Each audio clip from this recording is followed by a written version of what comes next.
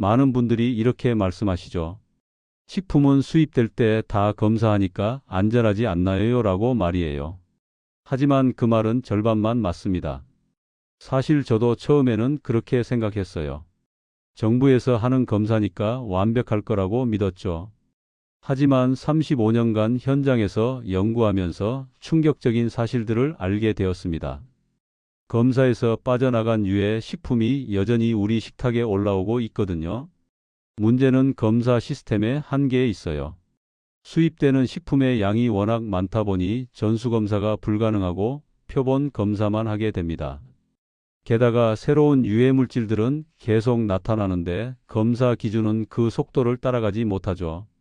겉모습은 멀쩡하고 냄새도 괜찮고 가격은 저렴하지만 그 안에는 중금속과 잔류 농약, 각종 인공 화학 물질이 숨어 있습니다. 가장 무서운 건 이런 물질들이 우리 몸속에서 아주 천천히 쌓인다는 거예요. 처음에는 아무런 증상이 없습니다. 하지만 몇 년이 지나면서 간이 지치기 시작하고 신장 기능이 떨어집니다. 면역력도 조금씩 약해지죠. 그러다가 어느 날 갑자기 병원에서 큰 병을 진단받게 되는 겁니다. 저는 35년간 식품 독성과 노년기 영양을 연구해 온 박진수 박사입니다. 제가 연구하면서 만난 분들만 해도 수백 명이 넘어요. 평생 건강하게 살아오시다가 60대, 70대가 되어서 갑자기 원인 모를 질병에 시달리시는 분들이 정말 많았습니다. 그런데 식단을 조사해 보면 대부분 값싼 수입 식품들을 장기간 드셨던 분들이었어요. 특히 우리 시니어 세대는 젊은 사람들보다 해독 능력이 떨어지기 때문에 더욱 주의해야 합니다. 70대가 되면 간의 해독 기능이 30대의 절반 수준으로 떨어진다는 연구 결과도 있거든요. 같은 양의 독성 물질을 섭취해도 우리 몸에 미치는 영향은 2배가 될 수 있다는 이야기입니다. 제가 오늘 알려드릴 내용은 단순한 소문이나 추측이 아닙니다. 실제 식품 분석 결과와 제가 현장에서 직접 본 사례들을 바탕으로 한 이야기입니다. 특히 세 번째와 일곱 번째로 말씀드릴 식품은 많은 분들의 냉장고에 이미 들어있을 가능성이 높습니다. 여러분의 식탁이 건강을 지키는 약이 될지 아니면 병을 부르는 독이 될지는 오늘 이 영상을 끝까지 보고 나면 확실히 알게 되실 겁니다. 지금까지 안전하다고 믿었던 것들이 사실은 얼마나 위험한지 그리고 어떻게 구별해야 하는지 모든 걸 알려드리겠습니다. 여러분은 이런 사실들을 처음 들으시나요? 댓글로 알려주세요. 몇 해 전에 인천에 사는 72세 김영자님을 만났던 일이 지금도 생생합니다. 그분은 매일 아침 사과 주스 한 잔으로 하루를 시작하셨어요. 비타민이 풍부하고 소화에 좋다고 믿으셨거든요. 가격도 저렴해서 부담 없이 마실 수 있었고요. 김영자님은 정말 건강에 신경을 많이 쓰시는 분이었어요. 매일 산책도 하시고 금연 금주는 기본이고 규칙적인 생활을 유지하셨죠. 그래서 주변에서도 건강관리를 잘하는 모범 사례로 통했습니다. 동네 어르신들 사이에서는 건강 비결을 묻는 분들이 많을 정도였어요. 그런데 몇 달이 지나면서 이상한 증상들이 나타나기 시작했습니다. 아침에 일어나기가 힘들어지고 온몸에 피로감이 쌓여갔어요. 손발이 자주 저리고 가끔 어지러움도 느꼈습니다. 처음에는 나이 때문이려니 생각하셨죠. 주변 분들도 그러시잖아요. 나이 들면 다 그런 거라고 견디고 살아야 한다고요. 하지만 김영자님은 뭔가 이상하다는 직감이 들었답니다. 왜냐하면 같은 나이의 다른 분들보다 유독 피로감이 심했거든요. 하지만 증상이 계속되어서 병원에서 정밀 검사를 받았더니 몸속 비소 수치가 정상보다 훨씬 높게 나온 겁니다. 의료진도 처음에는 원인을 찾기 어려워했어요. 김영자님의 생활 패턴에는 비소에 노출될 만한 요소가 전혀 없었거든요. 하지만 자세히 조사해 보니 그분이 매일 마시던 값싼 수입 사과 주스가 문제였어요.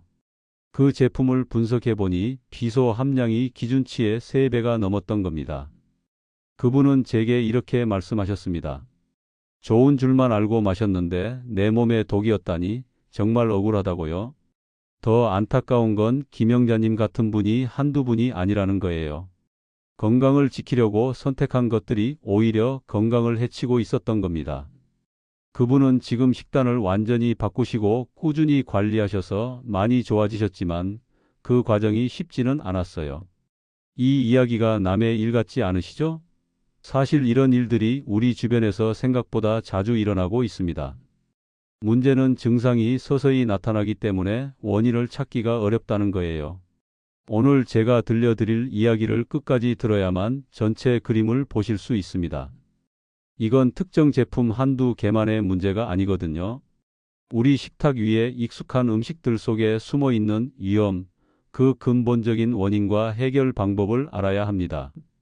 구독과 좋아요를 눌러주시고 끝까지 보시면 왜 지금 당장 식습관을 바꿔야 하는지 분명하게 깨달으실 겁니다. 여러분의 건강한 노년을 지키는 일, 바로 오늘부터 시작할 수 있습니다. 뒤에 나올 5번째 식품 이야기를 놓치시면 지금까지 건강하다고 믿고 드셨던 음식이 실제로는 얼마나 위험한지 모르고 지나갈 수 있어요. 마지막에 말씀드릴 3가지 실천법만 알아도 여러분의 식탁이 완전히 달라질 겁니다. 이제 본격적으로 우리가 절대 방심해서는 안 될 위험한 수입 식품들을 하나씩 살펴보겠습니다. 첫 번째부터 정말 충격적인 내용들이니까 마음의 준비를 하시고 들어보세요. 몸속에 쌓이는 위험한 수입 식품 5가지를 자세히 알아보겠습니다. 먼저 과일과 주스 이야기부터 해보겠습니다. 많은 분들이 건강을 위해서 매일 과일 주스를 마시시는데 여기에 함정이 숨어 있어요. 값이 싸고 달콤한 수입 과일 주스들 중에는 비소나 농약 잔류물로 오염된 것들이 있습니다. 문제는 과일을 기를 때 사용하는 농약과 토양 오염에서 시작됩니다. 일부 지역에서는 비용을 줄이기 위해 금지된 농약을 사용하기도 하고 공장 폐수로 오염된 토양에서 과일을 재배하기도 해요. 이런 과일로 만든 주스에는 당연히 유해 물질이 농축되어 들어가게 되죠. 세계보건기구에서 조사한 결과를 보면 일부 저가 수입 과일 주스에서 비소가 검출된 사례들이 보고되었어요. 비소는 무색무취라서 맛으로는 전혀 알 수 없습니다. 하지만 우리 몸에 조금씩 쌓이면서 간과 신장을 서서히 망가뜨리죠. 특히 농축 과일 주스가 더 위험할 수 있어요. 과일을 농축하는 과정에서 유해물질도 함께 농축되기 때문입니다. 100% 과일 주스라고 해서 안전한 건 아니에요. 원재료 자체가 오염되어 있으면 100%든 50%든 상관없이 위험하거든요. 부산에 사는 65세 이순자 님도 비슷한 경험을 하셨어요. 마트에서 파는 저렴한 사과 주스를 1년 넘게 마셨다가 갑자기 피로감과 어지럼증에 시달리게 되었거든요. 검사 결과 역시 비소 중독 초기 증상이었습니다. 이순자님의 경우는 더 심각했는데 주스뿐만 아니라 같은 브랜드의 과일 통조림도 함께 드셨던 거예요. 그러니까 유해물질의 중독으로 노출되었던 겁니다. 다행히 일찍 발견해서 치료할 수 있었지만 늦었다면 정말 큰일 날 뻔했어요. 이런 위험을 피하려면 국내산이나 유기농 인증을 받은 제품을 선택하셔야 해요. 주스는 가능하면 집에서 직접 과일을 갈아 마시는 게 가장 안전합니다. 유통기한이 지나치게 길거나 가격이 말이 안 되게 싼 제품들은 피하시는 게 좋고요. 혹시 냉장고에 있는 주스들 원산지 한번 확인해 보실래요? 두 번째로 조심해야 할 건 수입 생선과 새우입니다. 특히 양식으로 기른 수산물들이 문제가 되는 경우가 많아요. 일부 양식장에서는 물고기가 병에 걸리지 않도록 항생제를 과도하게 사용하는데 이런 항생제가 생선살에 그대로 남아 있을 수 있거든요. 양식 환경 자체도 문제가 될 수 있어요. 좁은 공간에 너무 많은 물고기를 기르다 보니 수질이 나빠지고 이를 해결하기 위해 더 많은 화학물질을 사용하게 되는 악순환이 반복됩니다. 게다가 물고기 사료에도 성장 촉진제나 색소가 들어가는 경우가 있어요. 국제환경단체에서 조사한 자료를 보면 저가 양식 어류에서 금지된 항생제 성분이 검출된 사례들이 여러 번 보고되었습니다. 이런 항생제를 계속 섭취하면 우리 몸에 항생제 내성이 생기고 정작 아플 때 약이 듣지 않을 수 있어요. 대구에 사는 71세 박명수님은 냉동 수입 생선을 즐겨 드시다가 신장 기능에 문제가 생기셨어요. 처음에는 나이 때문이라고 생각하셨는데 식단을 바꾸고 나서야 상태가 좋아지기 시작했다고 하시더라고요. 박명수님은 특히 값싼 냉동새우를 자주 드셨는데 나중에 알고 보니 그 새우들이 항생제 오염이 심한 지역에서 온 것들이었어요. 생선을 고를 때는 MSC 같은 안전 인증을 받은 제품들을 선택하시고 냉동 생선을 해동할 때는 냄새와 색깔을 꼭 확인해 보세요. 비정상적으로 번들거리거나 자극적인 냄새가 나는 생선은 절대 드시지 마시고요. 생선 껍질이 너무 반짝이거나 색이 부자연스럽게 선명한 것들도 의심해 봐야 합니다. 세 번째는 통조림 제품들입니다.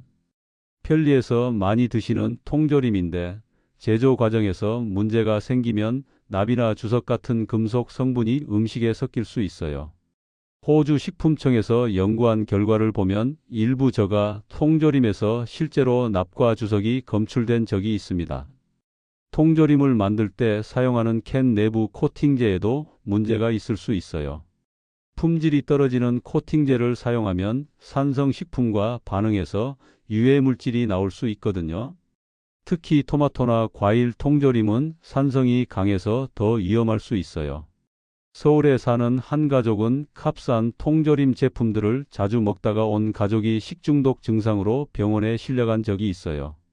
원인을 찾아보니 품질이 의심스러운 수입 통조림이었다고 하더라고요. 그 가족은 특히 저렴한 과일 통조림을 자주 구입했는데 나중에 확인해 보니 제조일자와 유통기한 표시가 애매한 제품들이 많았다고 해요. 통조림을 고를 때는 국내 브랜드나 유럽, 일본처럼 식품 규제가 엄격한 나라에서 만든 제품들을 선택하세요. 포장지에 유통기한이나 원산지가 제대로 표기되어 있는지, 맞춤법 오류는 없는지도 꼼꼼히 확인해 보시고요. 캔에 찌그러진 부분이나 녹슨 부분이 있는 제품은 절대 사지 마세요. 네 번째로 주의해야 할 건 절임 배추와 김치입니다. 요즘 시중에서 파는 저렴한 절임 배추들 중에는 포르말린 같은 화학 보존액을 사용하는 경우가 있어요. 배추가 쉽게 상하지 않도록 하기 위해서인데 이런 화학 물질이 우리 몸에 들어오면 위장에 큰 부담을 줍니다. 국제환경보건학회에서는 부적절한 절임 보존 처리가 위장 질환의 위험을 높인다고 발표했어요. 특히 나이가 들면서 위 기능이 약해진 시니어 분들에게는 더욱 위험하죠. 포르말린은 발암물질로도 분류되어 있어서 장기간 섭취하면 정말 위험해요. 광주에 사는 69세 최말수님은 시장에서 파는 저렴한 절임 배추로 김치를 담가 드시다가 대장에 문제가 생기셨어요. 처음에는 원인을 몰랐는데 식품 전문가의 조언으로 절임 배추를 바꾸고 나서야 증상이 좋아지기 시작했다고 하시더라고요. 최말수님이 드셨던 절임 배추는 색깔이 지나치게 하얗고 아삭한 식감이 오래 유지되었다고 해요. 일반적으로 배추는 시간이 지나면 색이 조금씩 변하고 무르는 게 정상인데 화학 보존료를 사용하면 이런 변화가 거의 없거든요. 김치는 가능하면 직접 담그시거나 아니면 국내산 배추로 만든 김치를 구입하세요. 색깔이 지나치게 선명하거나 며칠이 지나도 전혀 시지 않는 김치는 의심해 보시는 게 좋습니다. 김치 냄새도 중요한데 자연스러운 발효 냄새가 아니라 화학적인 냄새가 나면 피하세요. 마지막으로 다섯 번째는 가공육 제품들입니다. 냉동실에 있는 저렴한 수입 가공육들 중에는 과도한 착색제나 보존제가 들어간 것들이 많아요. 유럽 식품안전청에서는 일부 가공육의 질산염 성분이 암 위험을 높일 수 있다고 경고하기도 했습니다. 문제는 가공육을 만드는 과정에서 원래 고기의 색을 유지하고 보존 기간을 늘리기 위해 각종 화학물질을 사용한다는 거예요. 특히 아질산염이나 질산염 같은 보존료는 우리 몸에서 발암물질로 바뀔 수 있어서 위험합니다. 인천에 사는 74세 조혜수님은 냉동 수입육을 자주 드시다가 간 수치가 갑자기 높아져서 깜짝 놀라셨어요. 식단을 바꾸고 나서야 수치가 정상으로 돌아왔다고 하시더라고요. 조혜수님이 드셨던 가공육은 색깔이 지나치게 빨갛고 냄새도 인위적이었다고 해요.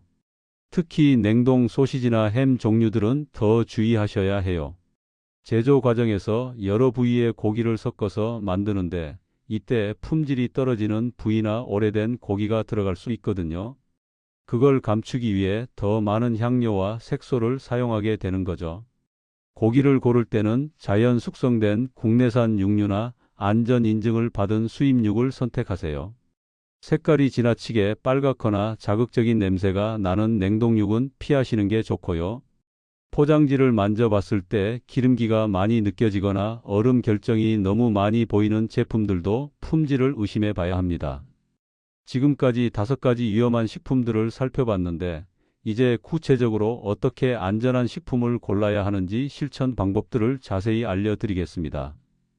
식탁을 지키는 안전한 선택법 5가지를 구체적으로 알아보겠습니다. 첫 번째로 가장 기본이 되는 건 원산지를 꼼꼼히 확인하는 습관이에요. 요즘은 포장 라벨에 글씨가 흐릿하거나 간체자로 되어 있는 제품들이 있는데 이런 건 처음부터 의심해 보셔야 합니다. 정식으로 수입된 제품이라면 한글 표기가 명확해야 하거든요. 특히 조심해야 할 표현이 있어요. 포장만 국내라는 문구가 있으면 실제 원재료는 수입일 가능성이 높거든요.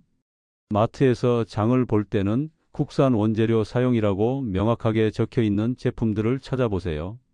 조금 번거롭더라도 라벨을 직접 읽어보는 습관을 들이시는 게 중요합니다. 원산지 표시를 볼 때는 여러 나라가 섞여 있는 제품들도 주의하세요. 주원료는 안전한 나라에서 왔지만 부원료는 위험한 지역에서 온 경우가 있거든요. 예를 들어 과일 주스에서 주 과일은 국내산인데 첨가되는 다른 과일이나 당분은 수입산인 경우들이 있어요. 두 번째는 가격의 함정을 피하는 방법입니다.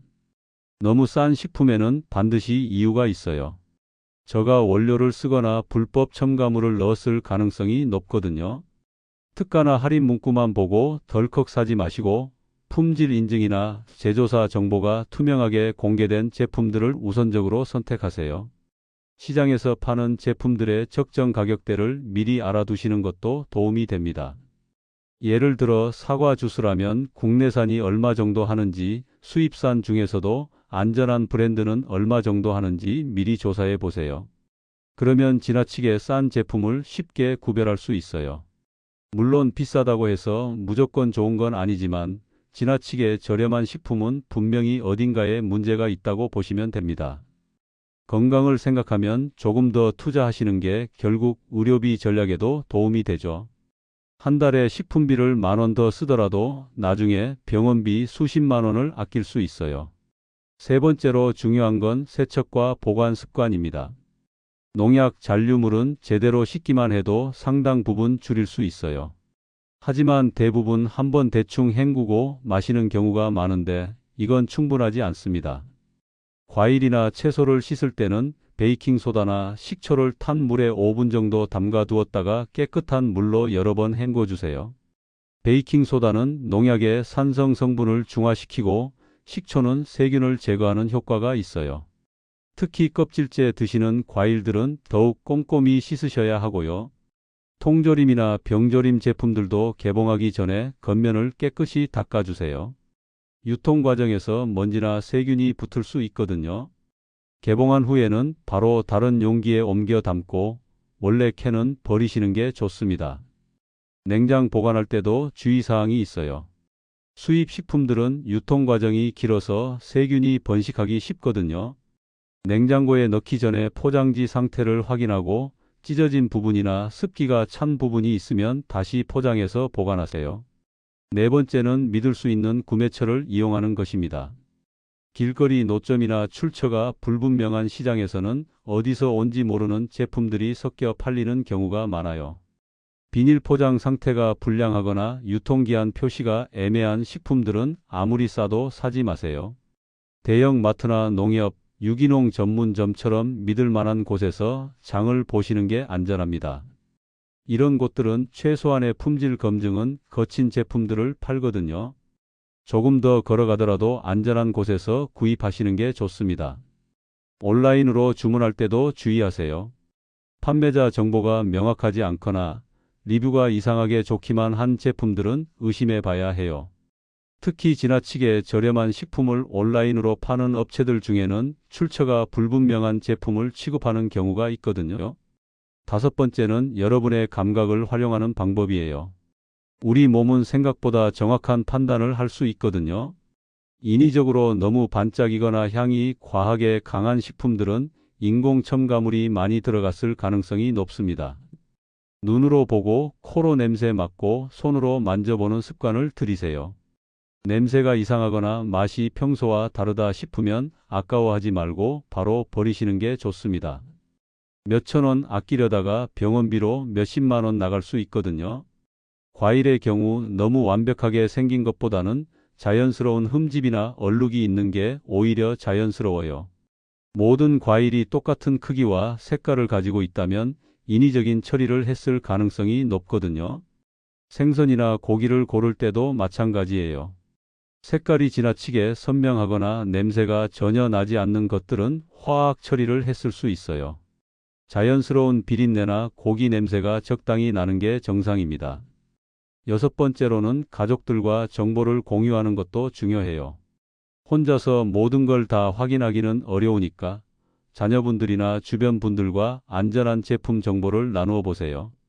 요즘은 인터넷에서도 제품 리뷰나 안전성 정보를 쉽게 찾을 수 있으니까 활용해 보시고요. 식품의약품안전처에서 운영하는 홈페이지에서는 수입 금지 품목이나 회수 조치된 제품들의 목록을 공개하고 있어요. 한 달에 한 번씩이라도 확인해 보시면 도움이 됩니다. 스마트폰을 사용하시는 분들은 관련 앱을 설치해서 실시간으로 정보를 받아보실 수도 있고요. 일곱 번째는 조금씩 바꿔가는 것입니다. 갑자기 모든 식품을 다 바꾸려고 하면 부담스러우니까 하나씩 천천히 안전한 제품으로 바꿔나가세요. 먼저 매일 드시는 주식부터 시작해서 그 다음에 반찬 재료들을 바꿔가시면 됩니다. 예를 들어 이번 주에는 주스만 바꿔보시고 다음 주에는 생선을 바꿔보시는 식으로 단계적으로 접근하세요. 한 번에 모든 걸 바꾸려고 하면 경제적 부담도 크고 어디서부터 시작해야 할지 막막할 수 있거든요. 마지막으로 여덟 번째는 의심스러울 때는 전문가의 도움을 받는 것이에요. 주변에 영양사나 식품 전문가가 있다면 조언을 구해보세요. 병원에서 정기검진을 받을 때 식단에 대해서도 상담받아 보시고요. 이런 방법들이 처음에는 번거로워 보일 수 있지만 습관이 되면 자연스럽게 하게 됩니다. 이제 마지막으로 오늘 배운 내용들을 정리하면서 앞으로 어떻게 실천해야 할지 함께 생각해 보겠습니다. 챕터 5. 오늘 우리는 평소에 안전하다고 믿었던 식탁 위의 숨은 위험들을 자세히 살펴봤습니다. 비소가 섞인 과일 주스, 항생제 잔류물이 남아있는 수입 생선, 중금속이 스며든 통조림, 화학 보존료로 절인 배추, 인공 착색제가 들어간 가공육까지. 겉으로는 평범해 보이지만 시간이 지나면서 우리 몸속에서 병의 씨앗이 될 수 있는 음식들이었죠. 35년간 이 분야를 연구하면서 제가 가장 안타까웠던 건 건강을 지키려고 노력하시는 분들이 오히려 잘못된 선택 때문에 건강을 해치는 경우가 많다는 것이었어요.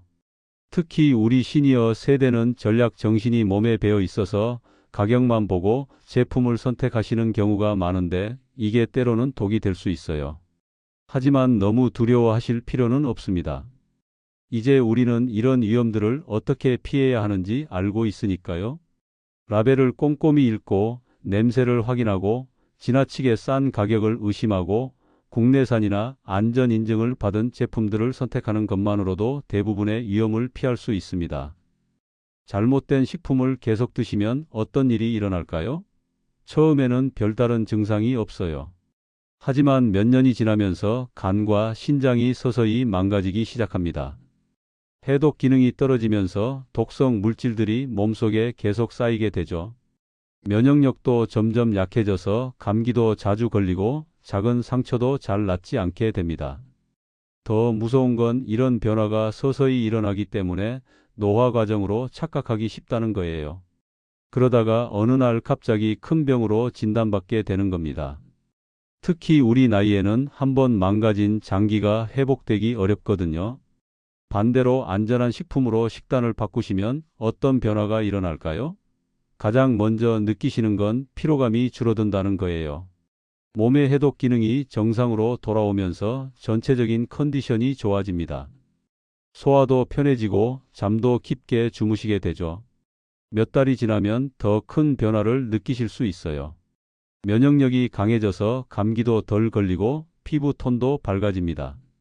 혈액 검사를 받아보시면 간 수치나 신장 수치도 개선되는 걸 확인하실 수 있어요. 실제로 제가 상담했던 많은 분들이 식단을 바꾸고 나서 놀라운 변화를 경험하셨어요. 80세가 넘으신 분도 6개월 만에 완전히 다른 사람이 되셨거든요. 의료진들도 깜짝 놀랄 정도였어요. 건강이라는 건 병이 생긴 뒤에 치료하는 게 아니라 매일매일 식탁에서 예방하는 거예요. 조금 번거롭더라도 원산지를 확인하고 조금 비싸더라도 안전한 제품을 선택하는 습관이 결국 여러분의 건강을 지키는 가장 확실한 방법입니다. 특히 이런 변화는 혼자 하는 것보다 가족이 함께 할 때 더 효과적이에요. 자녀분들께도 오늘 배운 내용을 알려주시고 함께 안전한 식품을 고르는 습관을 만들어 보세요. 건강한 식탁은 가족 모두의 책임이니까요. 오늘 당장 실천할 수 있는 한 가지만 말씀드리면 이번 주말에 냉장고를 한번 정리해 보세요. 유통기한이 지난 건 없는지, 원산지가 의심스러운 제품은 없는지 확인해 보시고요. 그리고 다음에 장을 보실 때는 오늘 배운 내용들을 하나씩 적용해 보세요. 가장 쉬운 것부터 시작하시면 됩니다. 주스 하나만 바꿔도 좋고 김치 하나만 바꿔도 좋아요. 처음에는 시간이 좀 걸리겠지만 금세 익숙해지실 겁니다. 그 작은 습관 하나가 여러분의 간과 신장을 지키고 무병장수의 밑거름이 될 거예요. 저는 35년간 이 일을 하면서 정말 많은 분들을 만났어요. 그분들을 통해 배운 가장 중요한 교훈은 건강은 하루아침에 만들어지는 게 아니라는 거였어요. 매일매일의 작은 선택들이 쌓여서 10년, 20년 후의 건강을 결정하는 거죠. 여러분도 지금부터라도 늦지 않아요. 오늘 이 영상을 보신 것부터가 건강한 선택의 시작입니다. 앞으로도 계속 관심을 가지시고 의심스러운 것들은 피하시고 확실한 것들만 선택하시길 바랍니다. 다음 영상에서는 노년기 면역력을 높이는 진짜 천연식품 5가지를 자세히 알려드리겠습니다. 화학 첨가물 없이도 충분히 맛있고 영양가 높은 우리 고유의 식품들이죠. 몸에 쌓인 독소를 빼내고 건강을 회복하는 구체적인 방법들도 함께 소개해 드릴 예정이에요. 특히 다음 영상에서는 간과 신장의 해독 기능을 강화하는 자연 요법들을 집중적으로 다룰 예정입니다. 오늘 말씀드린 유해 식품들로 인한 손상을 회복하는 방법들이니까 놓치지 마세요. 오늘 이 내용이 도움이 되셨다면 구독과 좋아요로 응원해 주시고 주변의 가족이나 친구분들에게도 꼭 공유해 주세요. 건강한 식탁을 만드는 일은 혼자 하는 게 아니라 함께 해야 하는 일이니까요. 댓글로는 여러분이 평소에 즐겨 드시는 식품 중에서 오늘 이야기를 듣고 나서 의심스러워진 것들이 있다면 알려주세요. 구체적인 제품명이나 브랜드를 말씀해 주시면 다음 영상에서 더 자세한 정보를 제공해 드리겠습니다. 여러분의 식탁이 곧 여러분의 건강이라는 걸 항상 기억하시길 바랍니다.